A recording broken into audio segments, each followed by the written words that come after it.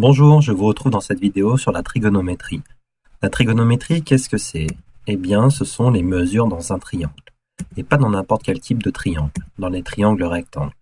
Par exemple, ici, j'ai tracé un triangle rectangle en F, E, F, G. Dans ce triangle rectangle, chacun des côtés porte un nom.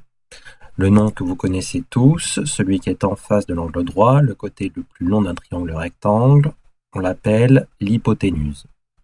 Si je m'intéresse à un angle aigu de ce triangle rectangle, par exemple l'angle EGF, le côté en face de cet angle s'appelle le côté opposé à l'angle EGF.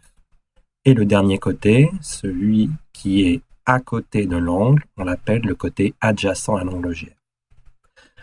Pareil, si je m'intéresse à l'autre angle aigu de ce triangle EFG, donc cet angle en orange FEG, l'hypoténuse reste toujours la même, le côté le plus long EG. Le côté opposé à cet angle, le côté en face de cet angle, c'est le côté FG. Et enfin, le côté adjacent, celui qui est à côté de l'angle, FEG, c'est le côté EF. À quoi cela sert de donner des noms à ces côtés? Eh bien, cela sert à définir, entre autres, trois fonctions trigonométriques. La première d'entre elles, le cosinus. Le cosinus, donc c'est la longueur du côté adjacent à un angle divisé par la longueur de l'hypoténuse. Donc si je prends le cosinus de cet angle EGF, côté adjacent, donc FG, divisé par hypoténuse EG. De même, on peut définir le sinus d'un angle, comme la longueur du côté opposé à cet angle, divisé par la longueur de l'hypoténuse. Longueur du côté opposé à l'angle EGF, donc EF, divisé par longueur de l'hypoténuse EG. Et enfin, dernière fonction trigonométrique, la tangente à un angle, qui est la longueur du côté opposé divisé par la longueur du côté adjacent. Donc pour l'angle EGF, on a EF sur FG. Je peux faire de même avec le second angle aigu du triangle rectangle FEG. Cosinus de l'angle FEG, EF sur hypoténuse EG. Sinus côté opposé FG divisé par hypoténuse EG. Et tangente côté opposé FG divisé par côté adjacent EF. Et ces trois fonctions trigonométriques vont nous servir pour soit calculer la longueur d'un côté manquant dans un triangle rectangle, soit calculer la mesure d'un angle, comme nous allons le voir dans les futurs exemples. Mais avant ça, petit moyen mnémotechnique pour retenir ces trois formules du cosinus, du sinus et de la tangente, on peut seulement retenir le mot casotoa. Casotoa. À partir de ce mot, comment retrouver les trois formules? Eh bien, on a C comme cosinus égale A comme côté adjacent divisé par H hypoténuse, S comme sinus égale côté opposé divisé par hypoténuse, et T comme tangente égale côté opposé divisé par côté adjacent. Et comme je le disais, ces fonctions trigonométriques nous servent par exemple à calculer une longueur manquante dans un triangle rectangle lorsqu'on connaît déjà la mesure d'un des côtés et la mesure d'un angle.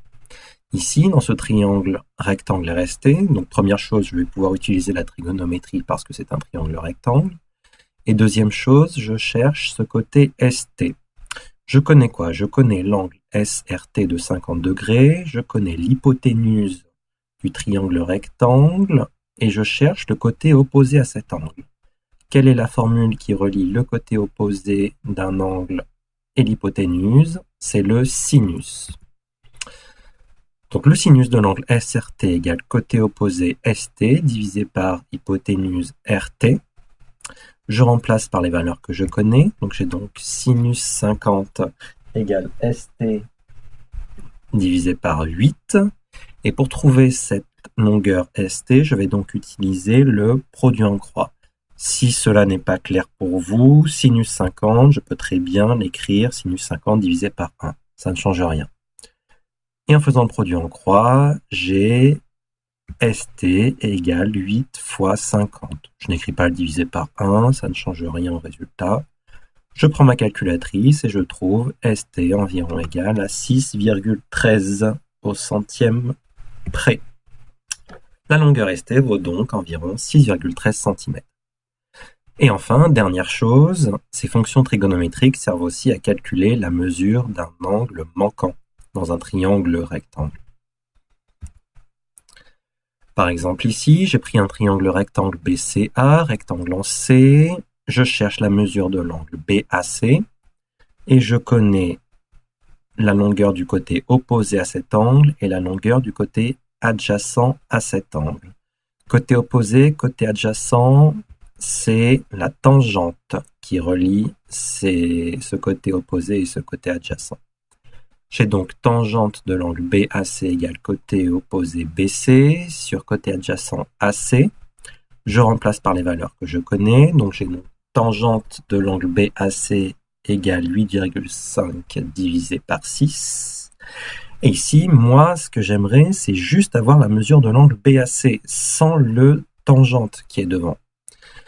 Eh bien, on a une fonction qui permet de supprimer la tangente. La fonction inverse de la tangente, c'est ce qu'on appelle arc-tangente.